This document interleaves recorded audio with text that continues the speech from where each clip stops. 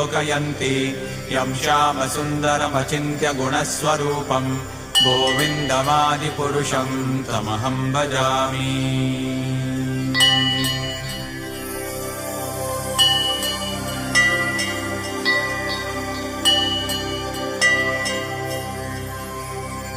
रामादिमूर्तिषु कलानियमेन तिष्ठन् नानावतारमकरोत् भुवनेषु किन्तु कृष्णः स्वयं समभवत्परमः पुमान्यो गोविन्दमादिपुरुषं तमहं भजामि।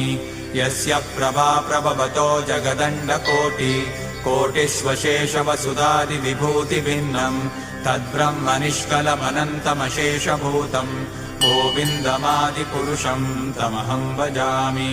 माया हि यस्य जगदण्डशतानि सूते त्रैगुण्यतद्विषयवेदवितायमाना सत्त्वावलम्बि परस